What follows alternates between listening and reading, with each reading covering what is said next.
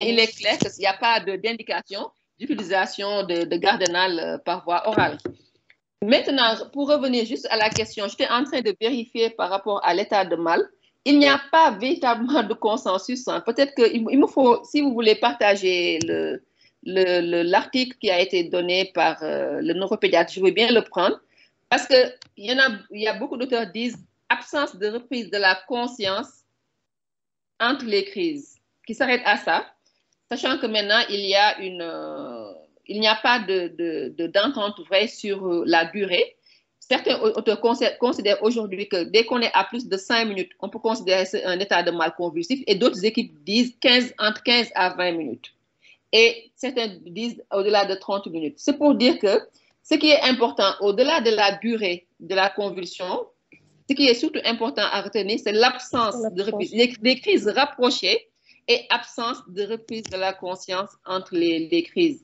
Pour y aller, pour dire que c'est un état de mal. Maintenant, la durée, comme je vous ai dit, est encore sujet à discussion. Maintenant, si on a un consensus de neuropédiatre, peut-être que nous, on peut se baser sur ce consensus-là et retenir que dès que les crises durent plus de 5 minutes, en ce moment-là, on peut déjà... Et c'est bien de descendre un peu bas le timing, parce que ça permet quand même d'avoir une prise en charge plus adaptée. Mais il n'y a pas de consensus vrai sur la durée des crises pour définir l'état de mal convulsif. Ça, donc, vous avez dit, dans le document que vous avez vu, 5 minutes, certains auteurs disent 15 minutes, d'autres disent 20 minutes. Mais là, par contre, tous s'entendent sur le fait que quand les crises sont rapprochées et qu'il y a une absence de reprise de la conscience, là, on peut y aller pour retenir qu'il y a un état de mal. Donc, pour ce cours-là, je pense qu'on va arrêter les discussions. Peut-être, je ne sais pas si Niémé voudra prendre la parole. Pour ce cours, je ne sais pas, est-ce que vous avez utilisé Niémé après, s'il te plaît? Attends, je te donne la parole tout de suite. Auxil, je ne sais pas si vous avez eu l'article de Saliba sur les convulsions néonatales. C'est un article très intéressant. Bon, déjà, tu as bien expliqué la physiopathe, mais les gens vont avoir le PowerPoint et n'auront pas toutes les explications. Donc, je peux t'envoyer à Yacine cet article du professeur Elie Saliba sur les convulsions néonatales, où il parle des bases physiopathologiques pour le traitement anticonvulsivant. Ensuite, je pense que c'est l'âme. Tu partageras donc ce consensus-là des neuropédiatres sur la définition de l'état de mal. D'accord là? Oui. Voilà, Okay, ça permettra de compléter un peu la bibliographie. Également, j'aimerais également que vous partagiez à la fin c'est-à-dire en envoyant le cours, que vous envoyez la bibliographie qui a été utilisée, que vous partagez ça avec vos camarades qui pourront lire cela pour avoir un peu plus d'informations sur le cours. Niémé, tu veux dire quelque chose? Oui, bonjour. Je l'ai interrogé plusieurs fois, puis j'ai dit, hey, oui, en fait, elle a disparu. Non, j'étais là au début, mais j'ai dû m'absenter un moment. Une urgence, d'accord, ok. Voilà, donc merci d'abord, bonjour à tout le monde, et désolé de cette absence-là. Merci aux deux présentateurs. Je pense qu'il y a eu beaucoup de recherches, c'était très enrichissant. Donc moi, je vais intervenir peut-être sur 2 points, parce qu'il y a une première fois où quand la question, parce que j'étais là en ce moment-là, la question sur la surveillance, le fait que voilà, certaines convulsions soient infracliniques, comment faire, voilà, je pense que les gens ont répondu déjà, il n'y a pas de traitement préventif de ces convulsions-là, on traite quand l'enfant convulse effectivement. Mais moi, j'aimerais juste dire l'apport de ce scope dont elle a parlé tout à l'heure.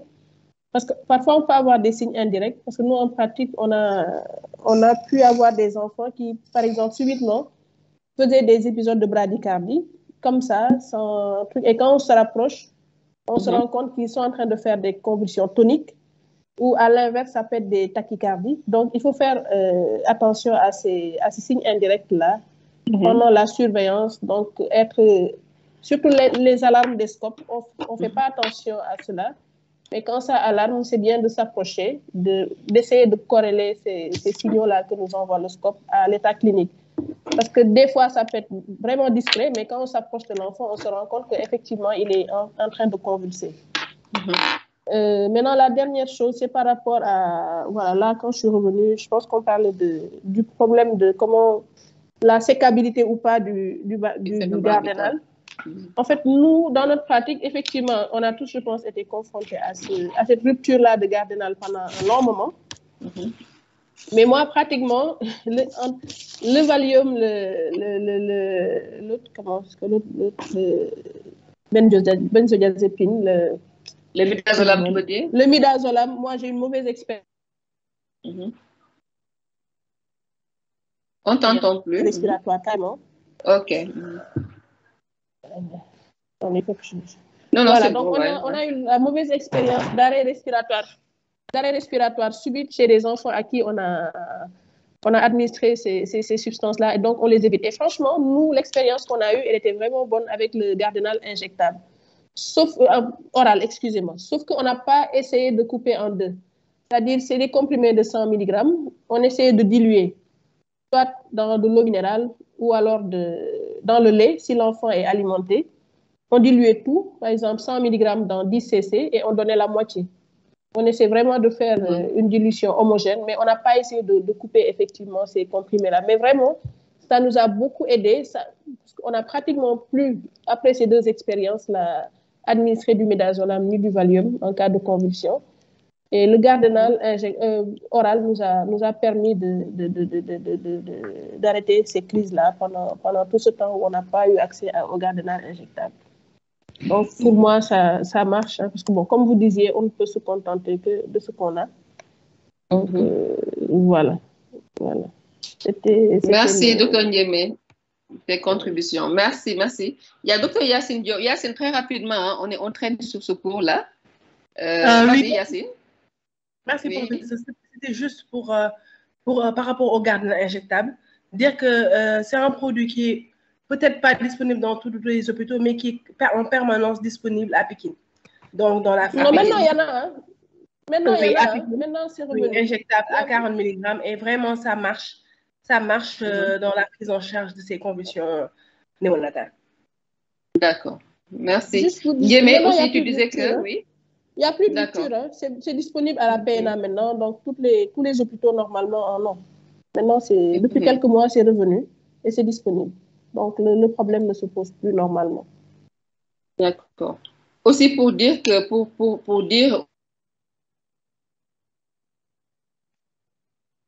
évitez-le. Moi, personnellement, j'ai une mauvaise expérience du Valium. Ah non. Ndiémé a parlé de détresse respiratoire. Moi, c'est un arrêt. J'ai eu un enfant qui a fait un arrêt respiratoire, qui a été ventilé, rattrapé in extremis suite à l'injection de Valium. Donc, le Valium à proscrire chez le nouveau-né, vraiment. Non, prof, en fait, quand vous n'avez pas... Bon, je sais pas. Oui, vas-y. Juste préciser, parce qu'actuellement, je vois que c'est le midazolam, mais la dernière expérience qu'on a eue, c'est avec du midazolam. Et l'enfant a été intubé pendant 48 heures avant qu'il ne puisse retrouver son autonomie respiratoire. Et ça a été instantané. On lui a mis le mida et il s'est arrêté net. Donc, certains disent que c'est moins truc que le Valium, mais moi... Ça allait moins, parce qu'on l'a utilisé quand même tout ce temps-là qu'on n'avait pas le Gardénal, on l'a beaucoup utilisé, ça allait beaucoup moins. Mais moi, le Valium, c'est clair que si je n'ai que ça, je ne l'utiliserai pas, parce que j'en ai une très mauvaise expérience. Maintenant, si tu me dis également qu'il y a eu cet accident-là avec le midazolam, il faut être très prudent en espérant que le Gardénal soit toujours disponible et qu'on puisse utiliser les produits comme... en fait, qui sont recommandés. Aussi, je voudrais dire à Auxil que, bon, c'est un cours sur les... Ah oui, il y a une question. Il y a quelqu'un qui m'a demandé si dans mon expérience, j'ai déjà eu à diagnostiquer une maladie métabolique. On a eu à le suspecter, mais je ne me rappelle pas qu'on soit arrivé vraiment au stade de diagnostic. Souvent, malheureusement, il y a un intervalle libre entre la naissance et le moment où les anomalies surviennent. Et les enfants arrivent après parfois traîner un peu, mais je ne me rappelle pas qu'on ait diagnostiqué une maladie métabolique. Pourtant, ça existe. C'est un problème juste peut-être parfois d'exploration, de disponibilité, voilà, des moyens biologiques pour poser le diagnostic. Aussi, je voudrais dire à Auxil que pour le retentissement dans l'encéphalopathie, tu as